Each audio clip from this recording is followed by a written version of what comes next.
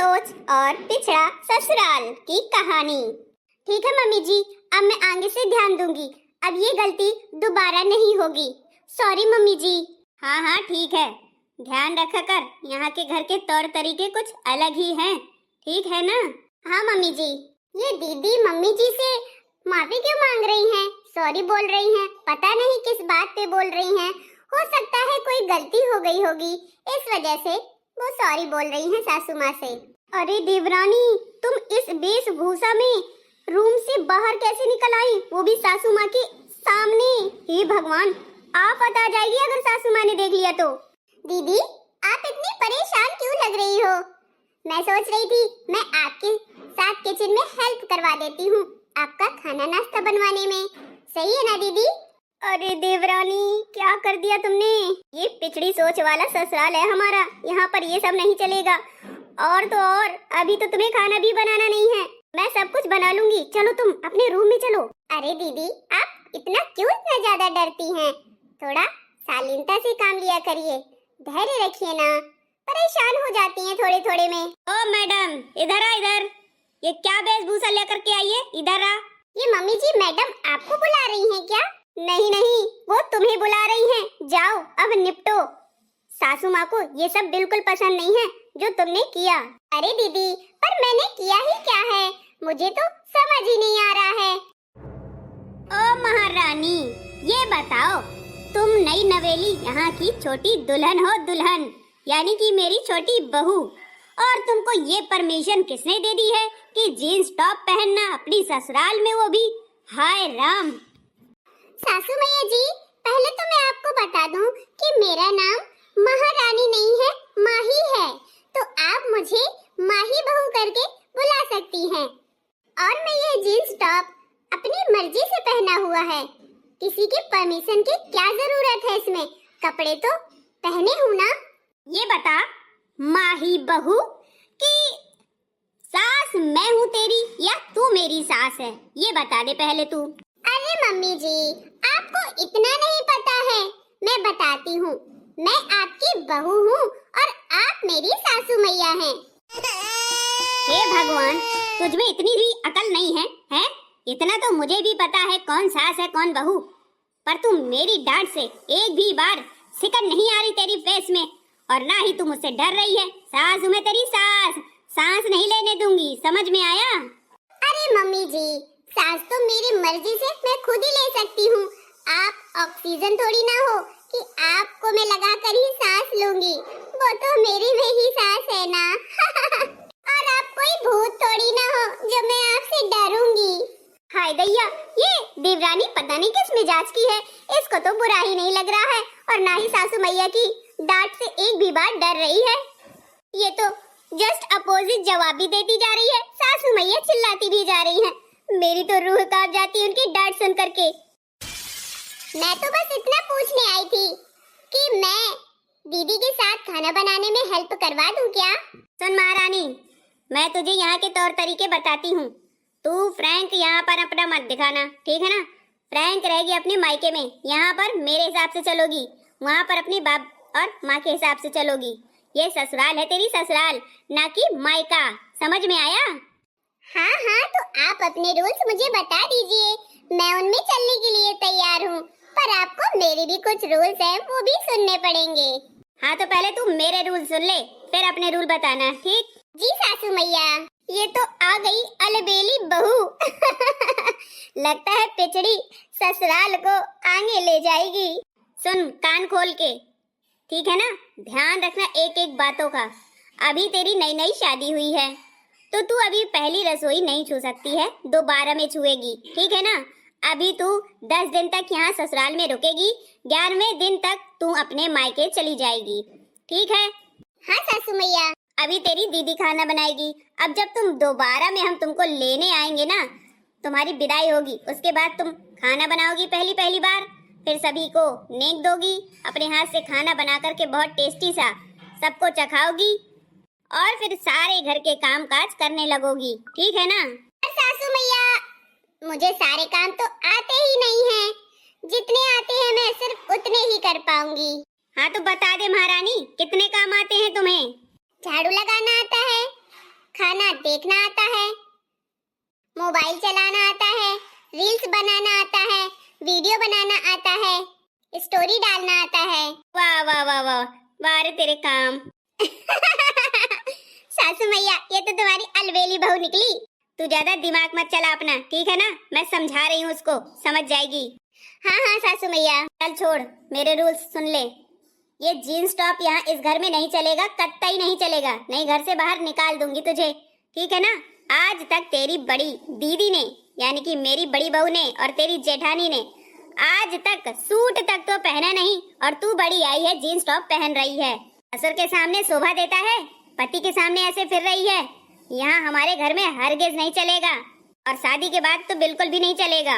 और मांग है ना, अपनी मांग कम से कम एक बित्ते तक अपनी मांग भरना पूरी, ताकि पति की तुम्हारी लंबी उम्र हो सके। और ये क्या, बाहें खाली रखी हुई हो, अपनी भर भर के चूड़ियां पहनना। हो न करो, पायल बिछिया ये सब पहनना है।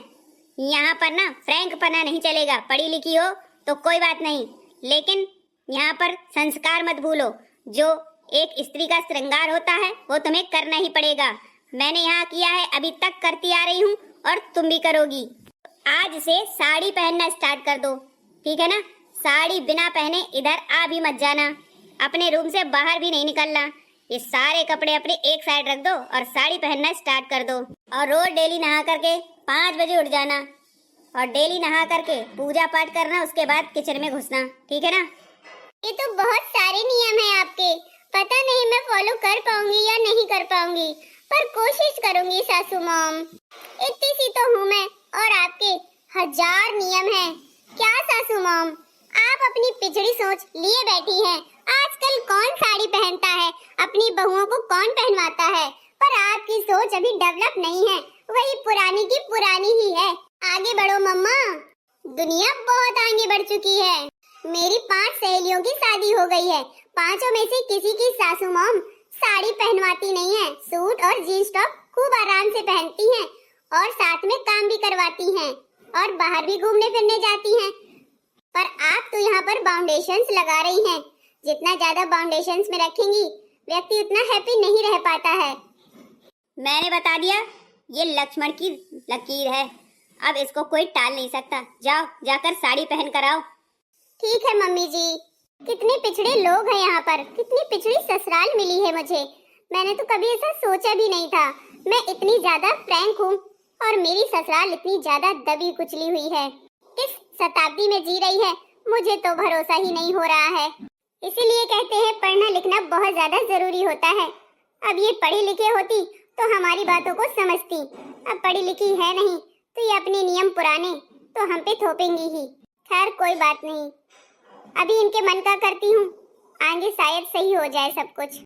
चलो मैं तुमको साड़ी पहना देती हूँ। ठीक है दीदी, मैंने तो पहले ही कहा था यहाँ पर ये सब नहीं चलेगा। हमारी ससुराल ना बहुत ज्यादा पिछड़ी है। बहू हो तो बहू की तरह रहो, बेटी बनने की कोशिश मत करो। मेरी तो बेटियों ने भी जीन्स टॉप नहीं पहना है, मैंने कभी पहनने की परमिशन ही नहीं दी है। सूट पहनो और शादी के बाद साड़ी पहनो, मायका हो या ससुराल हो। ये नहीं कि तमाशे करो, अंग अंग दिखाओ और ऐसे फिटिंग के कपड़े पहनो। अच्छा देता है क्या, शोभा देता है? घर में सब बड़े बुजुर्ग सब लोग हैं, बहुओं को कायदे कानून से रहना चाहिए। ये नहीं कि बस उठाया और अपना जी जो चाहा मन पहन लिया। आज जीन्स टॉप पहन रही है, कल वो मिनी स्कर्ट पहनकर आएगी, परसों मिडी पहनेगी, फिर आ जाएगी बिकनी में। इससे अच्छा है पहले से ही मैं मना कर देती हूँ। अपना भला तो जग भला, सही रहता है। कोई ताने ना सुना सके कि तुम्हारी बहू तो ऐसे ऐसे कपड़े पहनती है, क्योंकि घर वालों को नहीं दुनिया वालों को बड़ी टेंशन होती है अगर कोई कुछ भी करता है तो। ये लो देवरानी जी, आपकी तिन्नियां भी बन गई और साड़ी भी मैंने आपकी पहना दी है। देखो कितनी प्यारी लग रही हो साड़ी में। अरे दीदी, प्यारी लगने से मतलब नहीं होता है, हमें कपड़े वो पहनने चाहिए जो हमें कंफर्टेबल लगे। अब मैं साड़ी में क्या पता 10 बार दिन में गिर पड़ूं, तो बताओ चोट मोट आ जाएगी तो कौन मुझे दिखाने जाएगा डॉक्टर के पास? मैं तो कभी जीवन में साड़ी नहीं पहनी हूँ और मुझे ये साड़ी पहननी पड़ रही है। हमारी सासू माम कितनी ज्यादा पिछड़ी हुई है, मुझे तो यकीन ही नहीं होता। दीदी आप कैसे मैनेज कर रहे हो 10 साल से? हे भगवान, इतने बड़े बड़े कानों में झुमका, गले में ये हार, बेंदी, ये सब आपको लगाना पड़ता है। हद है यार। अरे मुझसे पूछो, मैं कैसे गुजारा कर रही हूँ 10 सालों से। इनके ऐसे ही नियम झेल रही हूँ। और अगर मैं कुछ बोल देती थी तो तुरंत मेरे मायके में फोन पहुंच जाता था, पापा मम्मी के पास। और मुझे सासू माँ ताने के ताने देती रहती हैं। तेरे बाप ने और तेरी माँ ने यही सिखाया है, बड़ों के साथ जुबान लड़ाना। तो फिर मैं कुछ नहीं बोलती थी, क्योंकि लांछन मेरे माँ बाप पे आए मैं ये कभी नहीं चाहती। इसलिए जो सासू माँ बोलती है मैं उसी में हाँ मिला देती हूँ। भले ही मेरी गलती ना हो, फिर भी मैं अपनी गलती स्वीकार कर लेती हूँ। अरे दीदी, यही तो आपकी गलती है कि गलती होते हुए भी ना आपने अपनी गलती स्वीकार कर ली। तभी तो सासू माँ के नखरे और भी ज्यादा बढ़ गए हैं। लेकिन मेरी गलती कभी होगी नहीं, तो मैं ऐसी गलती एक्सेप्ट नहीं करूंगी। जब गलती होगी तभी मैं सॉरी बोलूंगी। और ये बताइए, आपने सॉरी क्यों बोला था? जब मैं वहाँ पर आंगन में खड़ी हुई थी, आप बातें कर रही थी, सासू माँ को बोल रही थी सॉरी। अरे वो तो मैं पोछा लगा रही थी। अब पोछा लगाने में साड़ी का पल्लू गिर ही जाता है कभी कभार। तो सासू माँ ने देख लिया कि मेरे सर से पल्लू नहीं गया, चला गया है नीचे। तो उन्होंने डांट दिया, ये कोई तमीज है तेरी? यहाँ पर कोई भी आ सकता है और तू बिना पल्लू के पोछा झाड़ू लगा रही है। अब ये गलती दोबारा होगी तो मैं तुझे अच्छे से सुधार दूंगी। तो वही माफी मांग रही थी मैं। अरे दीदी, आप कितना करते हो, उसके बाद भी आपकी सासू माँ एक भी इज्जत नहीं करती, रिस्पेक्ट नहीं देती हैं। हमेशा आपको बेइज्जती ही करती रहती हैं। कितना गंदा है, कितना गलत तरीका है ये। पर मैं ये सब तो नहीं बर्दाश्त कर सकती हूँ।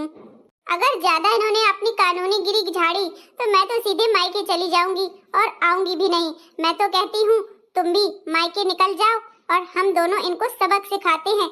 इनको कानून और इनके नियम सब धरे के धरे रह जाएंगे। जब इनको काम पड़ेगा ये खुद ही बुलाने लगेंगी कि बहू आ जाओ, जैसा तुम कहोगी वैसा ही होगा। अरे नहीं नहीं देवरानी, ऐसा नहीं करते हैं माही। नहीं, सासू माँ को बड़ा कष्ट होगा। हमसे कितनी बड़ी हैं, मैं नहीं चाहती कि वो काम करे इस उम्र में। हम लोग कर लेंगे। अरे थोड़ी बड़बड़ कर लेती हैं तो क्या हुआ, है तो अपनी सासू माँ ही ना। ठीक है दीदी, जैसा फिर आपको सही लगे। मैंने तो आपको समझा दिया है।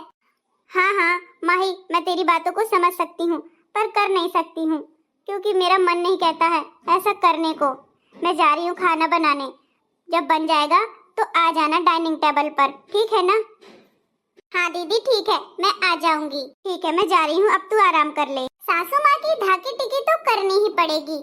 मैं उनके नियम का उल्लंघन करूंगी और उनको सामाजिक बातें बताऊंगी, तौर तरीके बताऊंगी, समाज में क्या चल रहा है, तो वो खुद ही अपनी सोच बदल देंगी। ऐसे कब तक चलता रहेगा? पिछड़ी सोच में पिछड़ी ही रह जाते हैं लोग, आगे नहीं बढ़ पाते हैं। मैं अपनी सासू माँ को आगे बढ़ाऊंगी। बहू खाना लेकर आओ। जी मम्मी जी, अभी लाई। छोटी बहू, ये तू क्या कर रही है यहाँ पर बैठकर? हैं? तुझे तो मना किया था ना कि रूम के बाहर नहीं निकलना। मम्मी जी, अब तो मैंने साड़ी पहन रखी है, अब तो मैं बाहर आराम से निकल सकती हूँ। मुझे जोर की भूख लगी है तो खाना तो मैं भी खाऊंगी ना आप सभी के साथ में। यह तुझसे किसने कह दिया कि हम सबके साथ में खाएगी? अरे मूर्ख कहीं की, ये तेरी ससुर जी की सीट है जहाँ तू बैठ गई है। आमने सामने सिर्फ हम ही बैठते हैं और 4 सीटें हैं यहाँ पर डाइनिंग टेबल में, ठीक है ना? डिनर टेबल में तो हम सभी खाना खाते हैं और बहुएं नीचे बैठ के खाना खाती हैं, डाइनिंग टेबल पे नहीं। चेयर पे बैठने की परमिशन नहीं है। बड़ी बहू नीचे बैठ के खाती रही है, 10 साल हो गए, तू भी नीचे बैठ के खाना खाना, ठीक है ना? मम्मी जी, नीचे बैठकर खाना नौकर खाते हैं और आप अगर यहाँ पे औरतों को, अपनी बहुओं को सम्मान नहीं दे सकती हैं तो यहाँ पर रहना भी बेकार है। जब आपको ऐसे तौर तरीके अपनाने हैं, आपकी बहू है, कोई नौकर नहीं है, घर का सारा काम करे और आप जमीन में हमें खाना खाने के लिए बोल रही हैं। ये कोई नियम है? आप हमारे साथ क्यों नहीं बैठ करके खा रही हैं? ये यहाँ के नियम है तो हैं। जब हम भी किसी की बहू थे, हमारी सास थी, तब हमने भी ऐसे ही किया है। और तो और, सास जब तक खाना नहीं खा लेती थी तब तक हमने एक निवाला नहीं तोड़ा है। सासू मैया, जब का जमाना कुछ और था, अब का बहुत कुछ अलग है। अगर आपको पहले की सेंचुरी में रहना है तो आप रहिए, पर मैं नहीं रह पाऊंगी। अरे माही, गुस्सा क्यों होती हो? मम्मी सही तो कह रही है। मतलब कि यहाँ पर सारे के सारे पिछड़े ही लोग हैं। माही, जैसा मम्मी कह रही हैं वैसा ही करो। मैं बीवी हूँ तुम्हारी, कोई गुलाम नहीं हूँ। कि जैसा कहोगे वैसा ही करूंगी। मेरी भी कोई फर्ज होते हैं, मेरी भी कोई उम्मीदें, जीवन है। ठीक है ना? अब मैं खाना भी ना खाऊं, तुम लोगों की परमिशन से खाना खाऊं, हद हो गई। मुझे नहीं खाना है, मैं जा रही हूँ अपने रूम में और कभी खाना खाने आऊंगी भी नहीं। अरे मम्मी, कहीं ये उल्टा सीधा ना कर ले और हमें फंसा दे, दहेज प्रथा लगा दे, तो हम लोग सब लोग जेल में सड़ेंगे। तो मेरी मानो कि उसको भी खाना खाने दो साथ में, और ना जो वो कहती है उसकी मानो, वरना दहेज प्रथा लग जाएगा। वैसे भी इसके बाप ने कितना करोड़ों का रुपए खर्च किया हमारी शादी में। अरे तू चुप कर, जेल जाएंगे तो सब लोग जाएंगे, निपट लेंगे, ठीक है ना? अरे मम्मी, जेल जाना आसान नहीं होता, वहाँ चक्की पीसनी पड़ती है, रोटी बनानी पड़ती है, सब्जी बनानी पड़ती है, और आपसे तो काम होता नहीं है। क्या पता आप वहीं टे बोल जाएंगी, इसलिए मेरी बात मान लो। समझ में आई? अरे सच में बेटा, काम से तो मैं बहुत डरती हूँ, मैं नहीं कर पाऊंगी काम वाम। तू जा और माही को मना ले और उससे बोल दे कि जैसा कहेगी वैसा ही करेंगे। जा जा जल्दी जा और कह दे कि चल सासू माँ बुला रही है, साथ में खाना खा ले। और तो और उससे ये भी कह देना तू सूट पहन सकती है। हे भगवान, मैं जेल से बहुत डरती हूँ। कहीं दहेज प्रथा आजकल की बहू ने लगा दिया तो क्या होगा? वो तो पढ़ी लिखी है, मैं अनपढ़ हूँ, क्या गवाही दूंगी?